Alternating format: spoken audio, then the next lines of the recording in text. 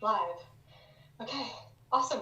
We are live. Hello, everyone. Welcome to session number 2 of our Write With Me live stream writing retreat, virtual writing retreat. I'm so excited you're here. Thank you so much for being here, for showing up for yourself and your creativity. I'm out of breath because I was just running upstairs to get my headphones. Gotta have music. So that's why I sound like I'm gasping for air. Tell me if you can see me and hear me okay. First things first. Secondly, welcome, and tell me where you're tuning in from and what you're working on today. I also want to know what kind of progress you've made since the beginning of this writing retreat. So, okay, you're good? I'm good? You can hear me? Awesome. Wonderful. So this is day 5 of the writing retreat, and I hope that you guys have been making some good progress towards your writing goals. I know that in the Discord community, that community has been super active, so many writers in there working towards your dreams, working on your writing projects every single day, and it's so encouraging and inspiring to see that, and I just love being here. I love being a part of that. By the way, if you want in on the Discord community and you haven't joined that already, you can get access to that by joining my Patreon community at any level. Okay, so the link to that is in the description box below this video. And if you are in the Discord community already, I will be doing some writing sprints in the Discord simultaneously as we're doing writing sprints today on the live stream. Okay, so you can join there as well and chat with fellow writers and post your word count and all that. Or you can just stay here on the live stream and chat in the chat box on the sidebar. Okay, so looks like a lot of writers are here, which is so exciting, from all over the world. UK, Washington, Indiana, Holland, California. Awesome. So many writers from all over the world, which is so cool. I've been trying to do these live streams kind of at like various times of day so that everybody has a chance to join. I know that sometimes time zones can be just so chaotic. What's good for me might not be good for somebody else on the other side of the world. So I've been trying to kind of mix it up this time. So hopefully I'll be doing some earlier ones, some later ones, maybe some writing at night. I don't know. I might do some nighttime sessions. We'll see. Okay, so welcome everybody. Thank you for being here. We're going to get started soon. If this is your first time here, the way that these Write With Me sessions are structured is we do writing sprints. We usually do 3 sprints, 25 minutes each, with a short break in between to chat and talk about our stories, and I answer your questions, and then we get back into writing. And I set a timer for each session, for each sprint, so you will hear my timer go off, or you can set a timer of your own. Okay, awesome. Everyone's excited to get started. Cool. While everyone hops on, I'm also going to call out the fact that there's a fundraiser on this live stream, which I know some of you have already seen, and I'm really excited because this fundraiser I started on my video, my Science of Story video about strong female characters, and I was so excited because it has reached over $10,000 raised, which is so exciting. And I wanted to do this last week or on Wednesday for the live stream, but I forgot because I had so many technical difficulties. But all throughout this month, I want to combine this fundraiser with our live streams because it matters so much to me and so much to the world. So the fundraiser, if you haven't heard me talk about it already, is for Operation Underground Railroad, which is a group committed to ending human slavery around the world. And a lot of people I talk to don't even know this, but the human slave trade is currently the fastest growing criminal enterprise on the planet. And it enslaves over 40 million people globally, which is just amazing and insane to me that this even exists. So what OUR is doing to bring an end to this is they're working with local law enforcement in countries where human trafficking is a huge issue, a huge crisis, and they work under the radar. They work undercover. They partner with law enforcement to help rescue kids and young adults from human trafficking and bring an end to this atrocity. So I love what they're doing. I absolutely support them 100%, and I recommend you do likewise. And if you can donate anything to the fundraiser, every gift helps. So no matter how small, definitely consider donating to the fundraiser on this live stream today. So without further ado, we're going to get into our first writing session, and I have my book right here that I've been working on. If you guys are in the Discord, you've heard me talk about it a lot. This book is just, it's a mess, but it's a beautiful mess, and I'm slowly making it as time goes on. It's definitely been a work in progress. It's given new meaning to the word work in progress. But, you know, there are just so many things that I love about it that I really want to make it right. So that's what I've been doing. And I haven't gotten very far because I am doing a lot of editing, like heavy duty edits, especially at the beginning. So that's left me kind of like in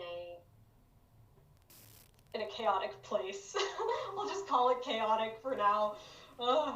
Anyway, I'm making progress, slowly but surely. So that's what I'm working on today. I actually am still working on a chapter that I started editing 2 days ago. So we really need to smash through the rest of this and get this done. And then I'll probably work on some more edits because I have a lot of edits already written down on my printed manuscript. So I'm going to try to finish this chapter and then start on my written edits. We'll see how it goes. Probably for this first sprint, I'll just be finishing this chapter. So hopefully you guys have your works in progress ready to go. And we're going to get started, okay? If you don't have a timer, I have a timer set up here. I'm going to start a sprint in the Discord. Start that sprint for 25 minutes and 1 minute. I'll give you all 60 seconds to get on there. Probably this chapter will, I don't know, it might shrink because I'm chopping words. As I add words, it's not satisfying at all when you do that, because it's like, oh yay, I wrote so much, I finished this chapter, and it's actually less words than it was when I started. That's disappointing. Okay, enough talking, let's get into it. 25 minutes on the timer. Let's get started.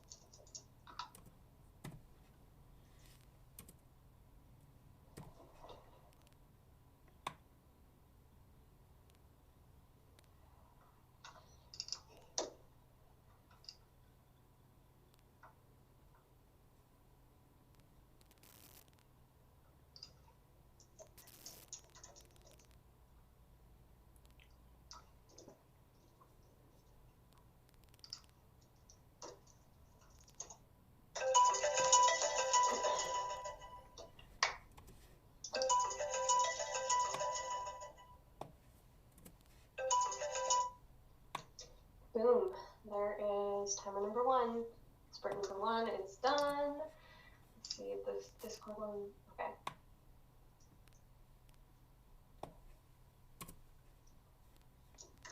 Let's see how many word count. Let's see what word count even is. Oh, actually it did. Wow, I'm surprised. 300. I felt like I deleted more than I added, but I guess not. So that's always good. So tell me in the chat, how did your writing sprint go? What's your word count if you want to share that? Hopefully it went well. Looks like you guys got some words in. Awesome. 800, 780, 420, 300, 500. Awesome. Great job, guys. You're doing great. I'm so glad that you're here and showing up for yourself. That is the most important thing. So even if you didn't get to write as many words as you wanted or hoped to during that sprint, the important thing is that you show up for yourself, right? The important thing is that you're here. So, awesome. Great job. We're going to take a quick break and I'm going to answer some questions in the chat, and then we're going to get into our second writing sprint. Okay. I basically finished my chapter, but not completely. I still have like a few lines of dialogue to finish, and then so I'll do that afterwards. I'll do that next sprint. Let's see. So, here's a question from Luna. I'm working on a co-write project with my best friend. I suck at writing romantic scenes. Any advice? So, this can be really fun. I'm doing a co-write right now with my sister Kate. I think Kate is here in the chat. I'm pretty sure. So say hi to Kate. If she's not here, she'll just feel called out.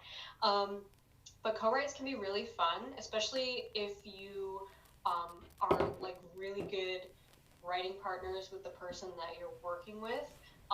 Because a lot of times you can bounce ideas off of them and they can help you out a lot. So my first piece of advice would be to seek help from your co-writer, your co-author, because they might be able to help you as well. And like Kate and I all the time, we try to like help each other with our strong points and our weak points. So like we know each other's strengths and weaknesses and help to kind of offset them. But as far as like tips for writing romantic scenes, it really like it's to me it's like a matter of just writing what you love and writing what you've seen and read that really engages you personally. So like, what are some of your favorite romantic scenes in books and movies, and how can you kind of like analyze what's going on there behind the scenes? Like, what is the secret ingredient here that makes me love this so much? Maybe it's the characters, maybe it's their chemistry, maybe it's just the dynamic of their relationship, or where they've been in the past and how they got here to this moment. To me, that's like the best thing that makes romantic scenes like actually really powerful and emotional, is to connect what matters to these characters and where their relationship has taken them. That's really what makes us emotional. Like, anything that's happening on the surface is just like what's happening, you know? We have to know why it matters for us to care. Let's see.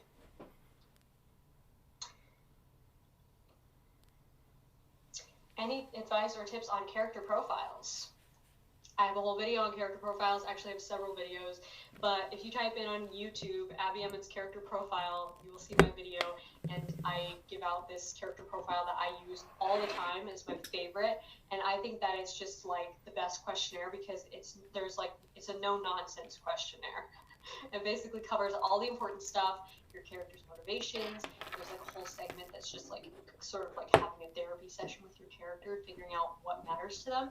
And I think you'll like that a lot. So check that out. Let's see.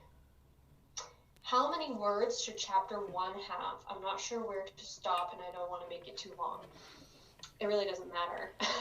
I would say, just like I was talking about on my live training, the last live training I did about writing the first chapter, the technicalities, like what you call it, whether it's a prologue or a first chapter or how long it is or how short it is, all of that doesn't really matter. What matters the most is within the first 5 minutes, capturing your reader's attention with internal conflict.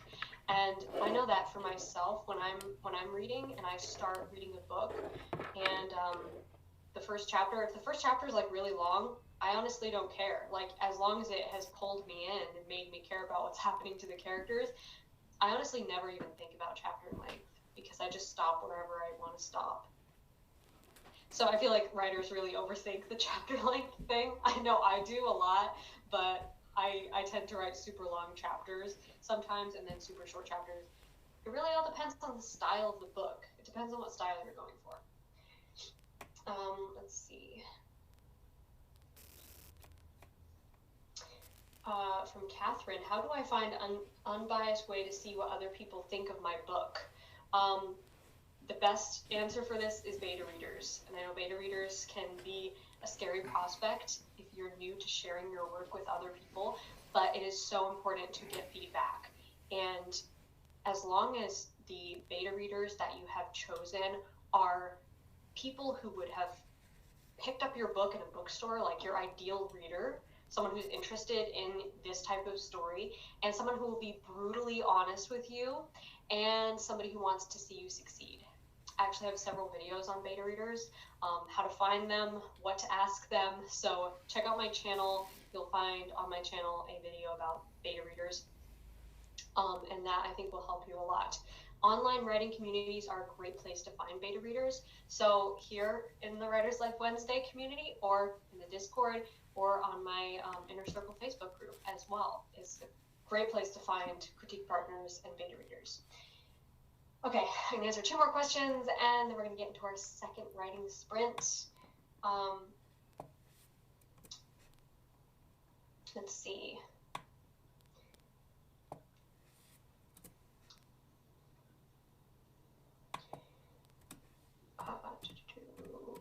Any advice on finding a trustworthy but professional editor? Haha. Editors are definitely, it's a tough decision to make, and it requires a lot of like thought and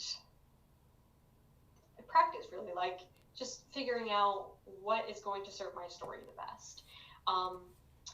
I've mentioned before that Readsy is a great resource for finding editors, because it's kind of like a community where a lot of creative professionals offer their services for writing, publishing, formatting, editing. So definitely check that out, readsy.com, and that's spelled REEDSY.com. And on there they have like a huge database of professional editors. But the important thing with finding an editor is really figuring out if you're going to work well together and if they understand your voice and your intentions with your story. So a lot of editors offer free edit samples, and I definitely recommend going for that. See if they offer a free sample, and then send them like the first 5 pages or 10 pages or whatever they want of your book, and see how that first round of edits goes. Like, do you like their style? Do you think that they connect with your style? Do you think they connect with your voice and your intentions with your story? And feel free to reach out to several editors and just kind of feel things out, see how it is working with each editor. And I think you'll find that communication really helps you to make the right decision. Okay, one more question, we're gonna get to our next sprint. I can't remember if I answered 2 or 1. Okay. Let's see, from Maya. I'm struggling with writer's block, and I constantly compare my work with others, and it makes me want to delete it. Do you have any advice? Well, first of all, my first piece of advice is don't delete it, because it is creative and inspired, and even if you don't feel like it's as good as what you've read or whatever it is you're comparing in your mind, it is your best, and your best is always changing. So this is something that I try to tell myself when I'm comparing too much, is that my writing today is either great or it is making me great. So I don't have any bad writing days. It is all experience. It is all practice. And once you start looking at your writing as practice, you stop judging it so intensely. So music has taught me a lot about this. I love music. I play the piano all the time just for fun. It's one of my favorite hobbies and always has been. And I don't take it too seriously, but I love just playing around and practicing with different pieces that I may never show anyone else, probably never will. And doing that sort of creative practice is certainly not a waste of time, and it is not, there's no like end game, this has to be perfect. It's all about the joy of creating. So try to look at your writing like that. Try to reignite the joy and have fun with it. Like when you have writer's block and you've kind of come to this stuck place where you feel like you can't proceed, that to me is the best time to have fun. Like do something playful and interesting. What is the most self-indulgent, fun thing that you could write? Write that. That has always broken me out of writer's block, like every single time without fail. Also, sometimes you're just like psyching yourself out too much and you need a break. So recognize when you're creatively tired and you just need a rest, you need a day off, maybe you need a week off from writing, and you need to fill your cup in order to pour from your cup, right? So that's also important to keep in mind. Okay, let's get into the next writing sprint because I've talked too much. I'm excited to finish this chapter and then move on to my written edits. So let's get our timers ready. I'm gonna pull up the Discord again and start a new sprint. Let's see, sprint 25. I'll give you all 1 minute. 1 minute to get your timers ready and to get on the Discord and join. With, you know, I'm probably gonna like finish this chapter and then move on to the next chapter, but whatever, I'll just put the word count in anyway. Because who cares? Okay. Everyone's joining. Awesome.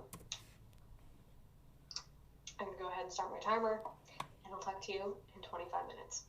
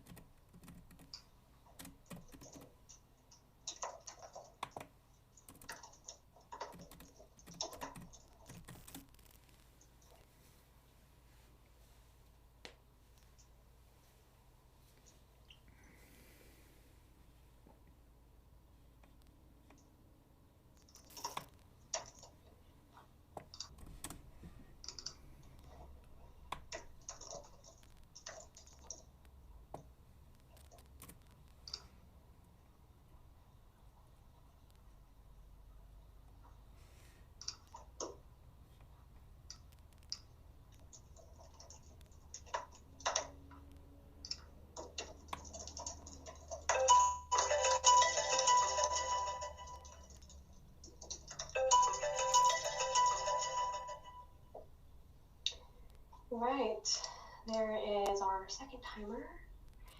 And I have no idea how many words I wrote during that one because I was mostly editing. So, whatever. We're going to say that it was probably did 200 in total. I didn't look at my total word count before we started, so who knows? Okay, awesome. Looks like you guys had a good sprint. Wonderful. I just finished editing a chapter. That's great. 400, 600, 450, 717. Awesome. You guys are just crushing it. Great job. Congratulations. Okay, cool. We're going to take a quick break, and I'm going to answer some more questions, and then we're going to go into writing sprint number 3, our third and final writing sprint. Okay, so let's see.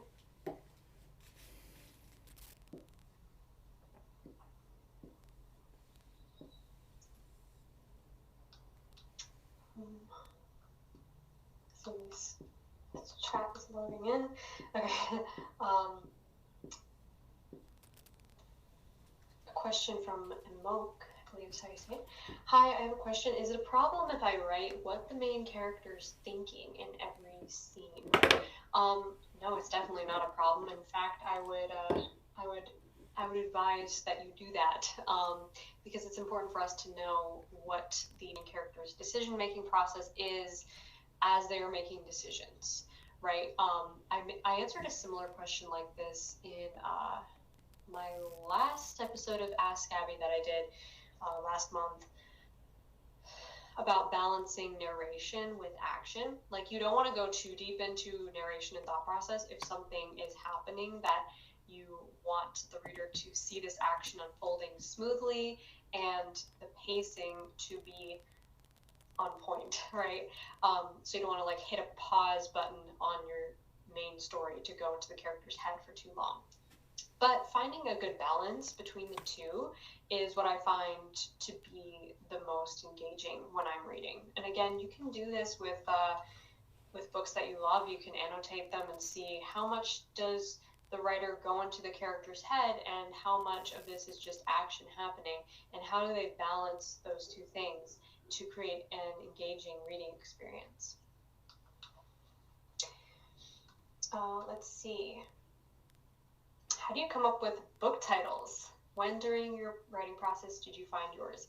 Book titles are so hit or miss. It's like you either, for me, it's like I either get it before I write the book, before I even like have the full idea for the book, or it's like way later after the book is finished. There is no in between with the idea. But other books, I have like not known the title until way later. Like even The Best Christmas Ever, I didn't know what I was gonna call that until like after I got it back from my editor. Even like I sent it to her without a title. Like, I don't know what this is gonna be called. So if you have any ideas, feel free to throw them out. That's another thing that you could do, is ask your beta readers or your editor for ideas on a title, and see what they come up with, and then kind of just like brainstorm, or just pull a name out of a hat if you can't decide. Let's see. From Emily, any advice on filling in the gaps? Sometimes I feel like the pace isn't flowing properly, chunky almost when I go back and read what I wrote. So it feels like there isn't like a flow of these events. Is that kind of what you're facing here? If so, I would say maybe the style of your book should be different. Maybe you want to break up your story into shorter chapters. That's something that I'm kind of doing right now with my book that I'm working on, is I am using the style of like really short chapters interspersed with other like inserts, like text conversations, and I have like a element that is like sort of soundtrack that goes with the book. So there's like songs inserted in between chapters sometimes. And I find that like unique formatting in books can sometimes really engage your brain and keep you reading. So maybe play with that. Maybe your book just wants some unique formatting, and those gaps are actually moments where nothing really is happening that matters, and so you want to skip to the next thing. I always advise writers to never write filler, never feel like, oh, I have to put something here just because nothing's happening. Like, just go to the next thing that matters, really. Like, cause and effect. Let's stay with what matters. Let's stay with what's important to the characters right now, and don't insert any filler that is meaningless to the story or subplots. So that's something that you might want to explore. Another thing with pacing is that basically you're trying to make your book read as visually as possible. So by that, I mean, and I made a video about this one time about pacing and description, and how as we are reading, we see everything happening at the pace at which we read. So as scenes unfold, they are kind of coming alive in our imaginations, right? And we're sort of seeing it, each scene unfolding in the time that it unfolds, if that makes sense. So play with that style and play with that fundamental rule of psychology, really, and that your reader is seeing this happen at the pace at which they're reading. And maybe you do want some cuts. Maybe you don't need to have these gaps that are like, maybe you don't need to fill in those gaps, is what I'm trying to say. Maybe that's just the style of how the story flows. Hopefully that makes sense. Hopefully that gives you some food for thought. Okay. How do you get motivation to write when you have writer's block? That's a good question. Usually I take a break, because a lot of times it's just that I'm tired and overworked, and I have not filled my creative cup enough to pour out of my creative cup. So that's like number one. Take a break if I need one. And secondly, I try to just write something that's fun. Like I said earlier, something that's self-indulgent and fun. It's amazing how much that can get you out of a writer's block or a rut. Also, Kate and I have talked about this so much on the podcast and shared both of our experience and tips and advice that help us a lot with writer's block. So check out those episodes of the podcast. Kate and Abbie Show, writer's block. You will find tons of resources there as well. Hopefully that helps. Let's see.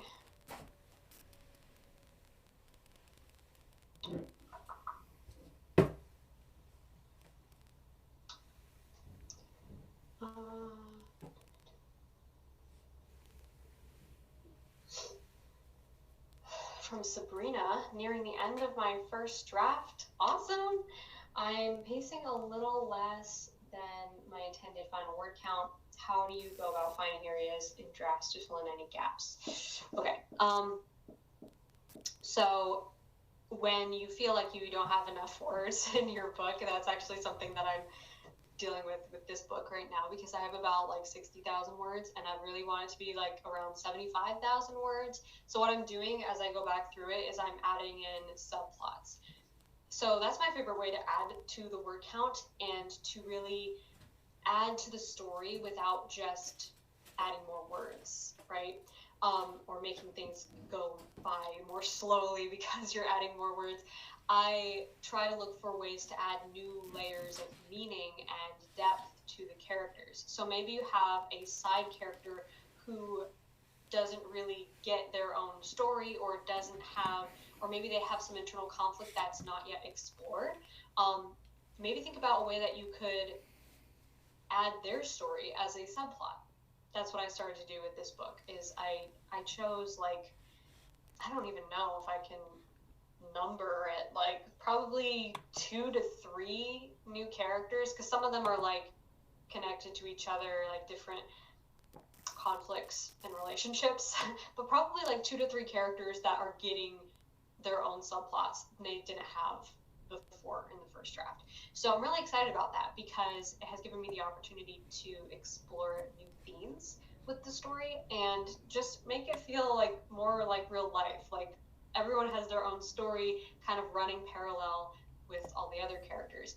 And it can also be a great way to bring your protagonist to new understandings and new aha moments. So maybe this subplot and this side character's realization leads your main character to have a realization of their own, or helps them to learn something or overcome something.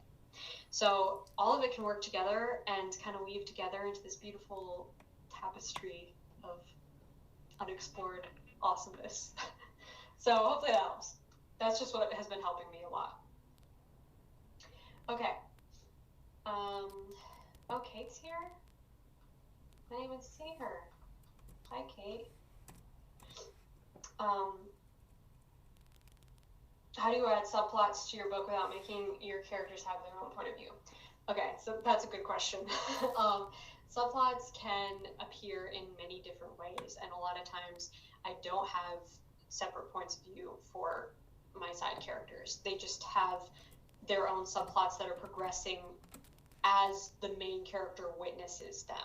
Okay, so for this book I'm writing, for instance, it just has one point of view, which is so weird because I'm used to dual point of views, at least 2, sometimes 3, but one point of view, and I'm trying to work with it, but it all works because my character is experiencing these subplots by just witnessing the other characters going through these plots, and also learning about them, learning some of these side characters, like learning about their internal conflict, learning their secrets. They're just conversations, interactions, maybe things they overhear that they're not supposed to overhear, or something that they learn over time about another character. But you certainly don't have to like lay it all out right from the outset. In fact, I would advise against that because you don't want to just like info dump all these characters' internal conflicts right away on the reader. You want your main character to slowly be exploring them and witness to the side characters as they go through their own journeys on the side.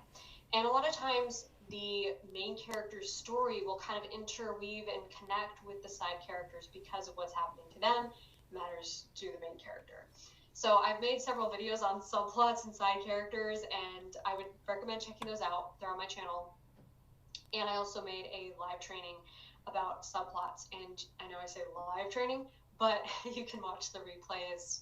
Exists forever, along with the archive of all my other live trainings that are available on my Patreon.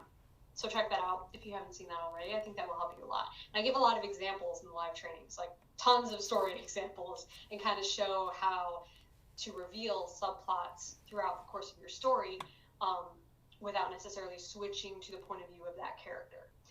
And some great examples that I use on my YouTube videos is the side characters of Emma and also Pride and Prejudice. No surprise there. Okay, so let's get into our third and final writing sprint. I wanna get back into my manuscript. And I think you all are probably tired of hearing me talk. Oh, I never even sent my word count. I typed it, but I didn't send it. Okay, whatever. We're going to start our third sprint, 25, in 1 minute. Get your timers ready. Get your works in progress back up. Hopefully you didn't get distracted. Okay. I don't even know what I'm doing, so I'm just going to say join. I'm not even doing word count anymore, as you probably have noticed, because I'm like hardcore editing now. Okay.